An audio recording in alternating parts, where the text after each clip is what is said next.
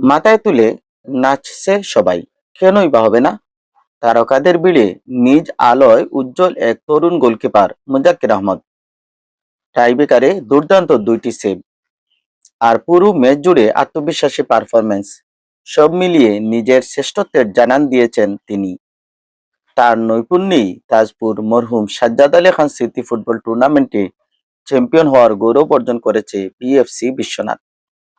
নির্ধারিত সময়ে কোনো দলই গোলের দেখা পায়নি, ফলে ম্যাচ গড়ায় টাইব্রেকারে, আর সেখানেই নায়ক হয়ে ওঠেন মুজাক্কির আহমদ। উল্লেখ্য, এই মাঠে আগের আয়োজন চেয়ারম্যান কাপে চ্যাম্পিয়ন হয়েছিল সানজানা 11 স্টার আফজল হোসেন ফজর আলীর দল।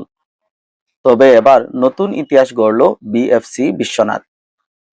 2010 সালে প্রতিষ্ঠিত এই ক্লাবটি এবার উপজেলার বাইরেও নিজেদের সামর্থ্যের জানান দিয়েছে। ফাইনালে তারা হারিয়েছে জেলা ফুটবল খেলোয়াড় কল্যাণ সমিতি হবিগঞ্জ দলকে। দলটির রয়েছে একাডেমিক কার্যক্রম এবং তারা বাংলাদেশ ফুটবল ফেডারেশন কর্তৃক নিবন্ধিত। দেশি বিদেশি ফুটবলারদের সমন্বয়ে গড়া দলটি শুরু থেকেই ছিল এই দিন আত্মবিশ্বাসী। এই জয়ে উচ্ছ্বসিত পুরো দল ও সমর্থকরা। আমি ধন্যবাদ জানাই আমার প্রবাসী সকল যারা অর্থায়নে আমরা আজকে এখানে আইসি আমাদের আমরা চ্যাম্পিয়ন গৌরব অর্জন করছি। আমার বিএফসি ফ্যামিলি বাংলাদেশের পক্ষ থেকে আমি আমার কেন্দ্রীয় শাখা সবই আমার ব্যক্তিগত পক্ষ থেকে বিএফসি ফ্যামিলির পক্ষ থেকে ধন্যবাদ।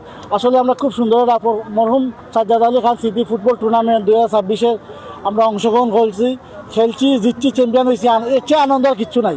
আর এই টুর্নামেন্টে একটা আমরা চ্যালেঞ্জ আসলো, এই চ্যালেঞ্জ আমরা দেশ ও প্রবাসে আলাদা কমিটির মাধ্যমে পরিচালিত হচ্ছে ক্লাবটি। তবে সবার মুখে এখন একটাই নাম, মুজাক্কির আহমদ। তিনি নির্বাচিত হয়েছেন প্লেয়ার অব দ্য ফাইনাল এবং টুর্নামেন্ট সেরা গোলকিপার। উপজেলার লামাকাজি ইউনিয়নের মির্জারগাঁও গ্রামের এই তরুণ এখন ছড়িয়ে দিচ্ছেন নিজের আলো। রিপোর্ট জিয়াউল হক জিয়া, ক্রীড়া প্রতিবেদক।